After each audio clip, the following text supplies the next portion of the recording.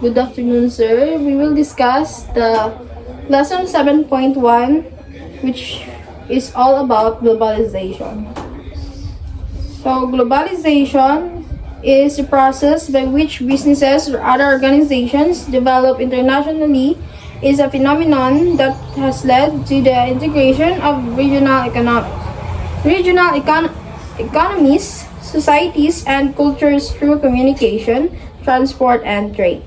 It is closely linked with economic globalization that stands for the integration of national economies into the international economy through trade, foreign direct investment, capital flows, migration, the spread of technology, and military presence. The phenomenon of globalization is usually driven by a combination of economic, technological, sociocultural, political, and biological factors. Globalization includes internationalization, liberalization, universalization, and westernization, which crosses the boundaries of nations. Globalization has led to internationalization of business processes. European countries and USA have many migrant workers from India, Africa, the Middle East, and Far East. Cross-border movement of people is becoming easier, so it becomes important to deal with ethical issues in cross-cultural settings. The example of globalization in ethics is environmental impact of global trade. So the production and transportation of goods on a global scale have significant environmental impacts, including greenhouse gas emissions, pollution, and resource depletion. Companies and governments must consider the ethical implications of their actions on the environment. So next, we have cultural globalization. So cultural globalization refers to the transmissions of ideas, meanings, and values around the world in such a way as to extend and intensify social relations. This process is marked by the common consumption of cultures that have been diffused by the internet, popular culture, media, and international travel. This has added the process of a commodity exchange and colonization, which have a longer history of carrying cultural meaning around the globe. What this means is that as cultural globalization progresses, it is expected that a new global ethics that corresponds to a new global moral standard will emerge from the interaction, diffusion, acquisition, and etc. The example of cultural globalization in ethics is language and cultural identity. The spread of English as a global language has raised concerns about the impact on local languages and cultural identity. This has led to debates about language preservation and the importance of promoting linguistic diversity. Effects of globalization to business ethics. Business ethics, also corporate ethics, is a form of applied ethics or professional ethics that examines ethical principles and moral or ethical problems that arise in a business environment. It applies to all aspects of business conduct and is relevant to the conduct of individuals and the entire organization. It aims at inculcating a sense of value orientation within companies' employees as to how to conduct business responsible. Because the term ethics can pose problem in the international context, the term does not translate well into action and it is difficult to find a common understanding. Some organizations choose to recast the concept of business ethics through other terms like integrity, social responsibility, customer welfare, employee welfare, social value, added transparency and disclosure in accounting, and environmental protection. Ethical leadership is essential for the long-term survival and success of any organization. 1.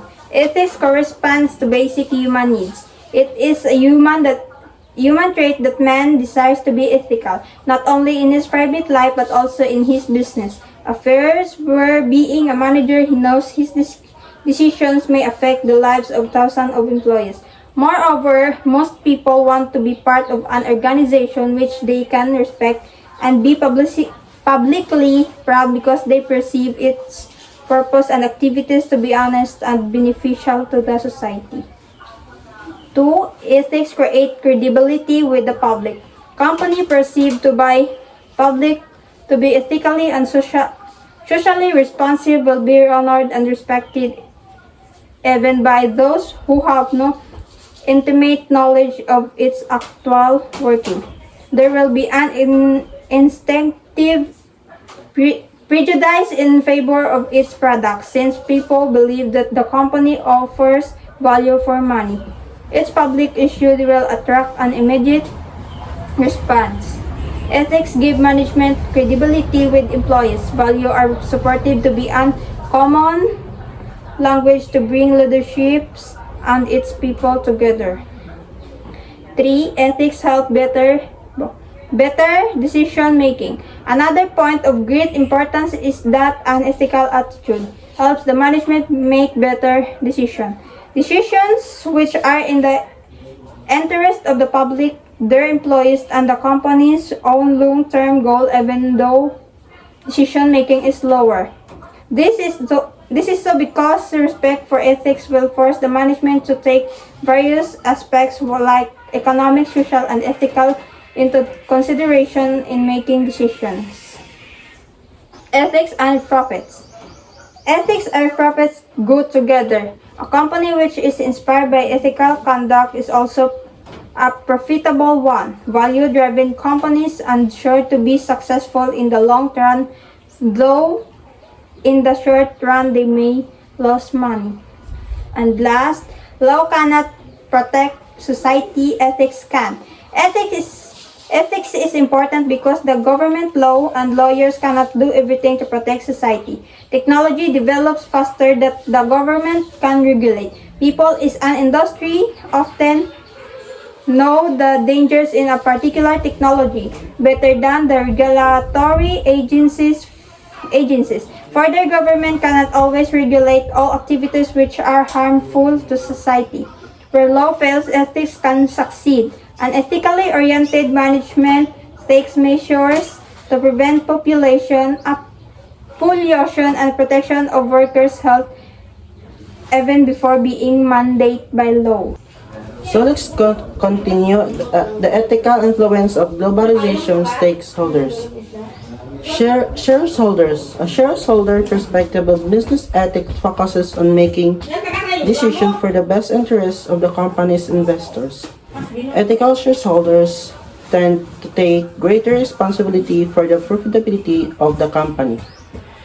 The shareholders' focus is on the company financial success. Globalization, however, encourages ethical shareholders to take greater responsibility for the company overall profitability, considering not only profits but also the ethical implication of their decision. Example, unethical, pressure to cut safety standard for short-term profits, and the ethical is advocate for sustainable practices prioritizing long-term value. Number 2, employees. Globalization provides better opportunities to the employees. Ethical conduct enables them to integrate their personal goals with goals of organization. Employees is globalization offers employees more opportunities. Ethical conduct within a globalized company allows employees to align their personal goals with the organization's objectives, fostering a sense of purpose and shared values. Example, unethical, accept bribes to overlook safety violations. Unethical example is report unethical behavior and support diversity initiatives. Number 3, government. Government is globalizations enables collaborations among governments across the globe. The government can provide better services to citizens, check corruption, and enables transparency in process. So the government is globalization facilities collaboration between governments worldwide. This allows governments to provide better services to citizens, combat corruption, and promote transparency in their operations. Example, unethical. Offer tax breaks without considering social impacts. Ethical. Enforce labor standards and promote transparency in operation. So, number 4. Customers. Globalization enables greater product variety to customers. They get cheaper products but learn to use them responsibly. Ang customer is globalization increases product variety and affordability for customers. However, it also emphasized the importance of responsible consumption, encouraging customers to make informed choices and use product responsibly. Example, unethical. Buy counterfeit goods supporting unethical practices. Ethical is research and choose products from companies with ethical sourcing. Number 5. Suppliers.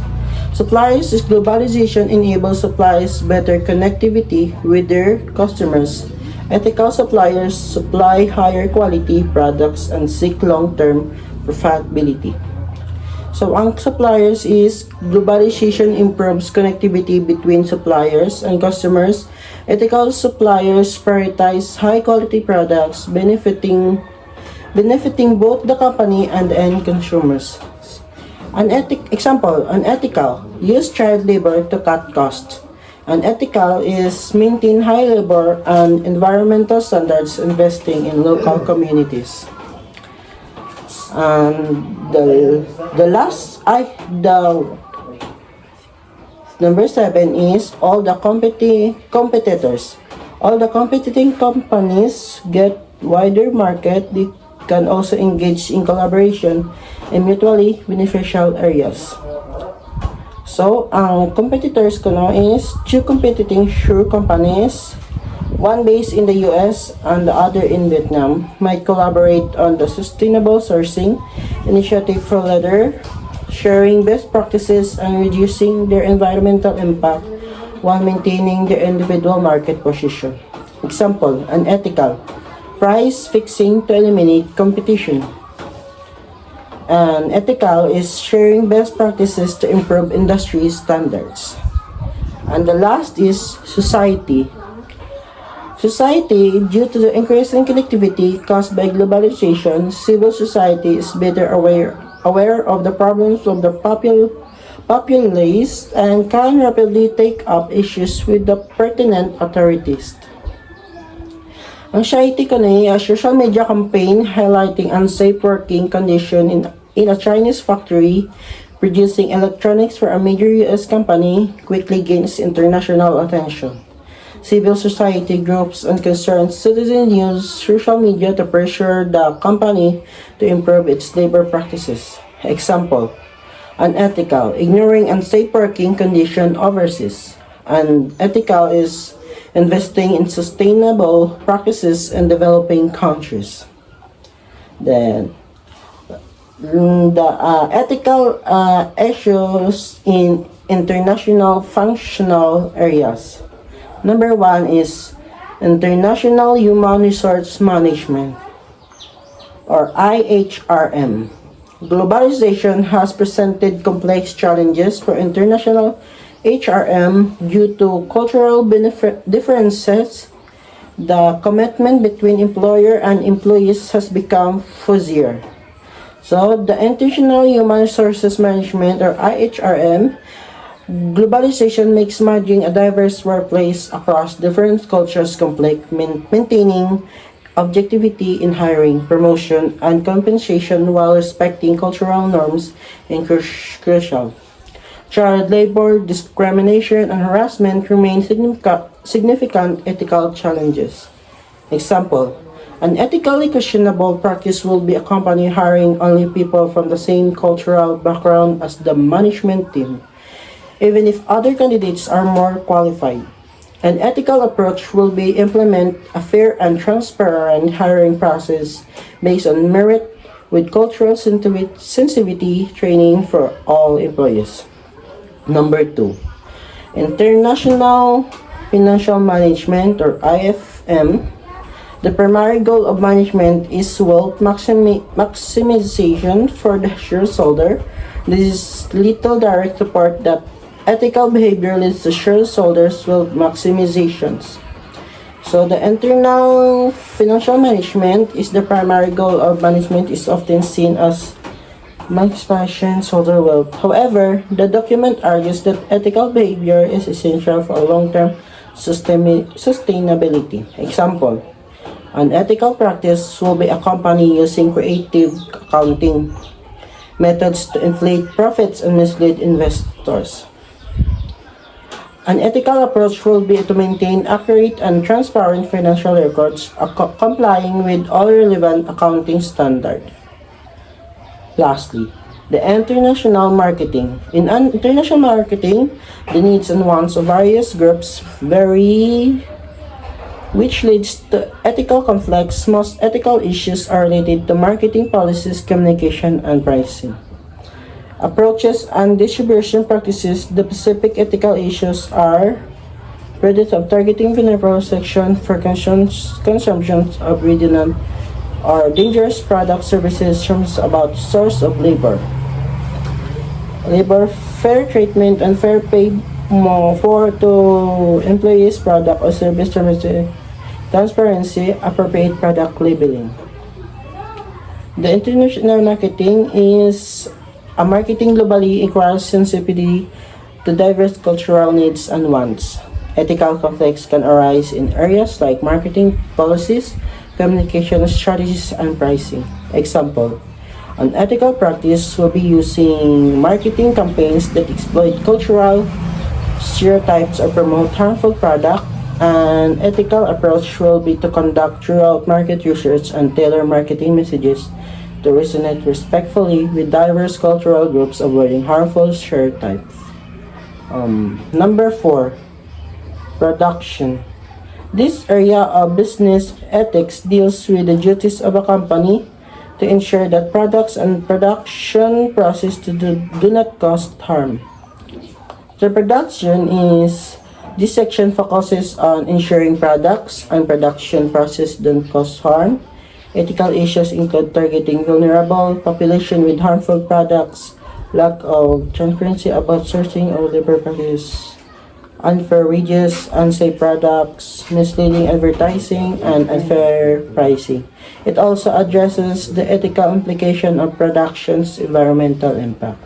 Example, an ethical example will be a company using child labor in a developing country to produce clothing at a low cost while advertising the cloth as ethically sourced.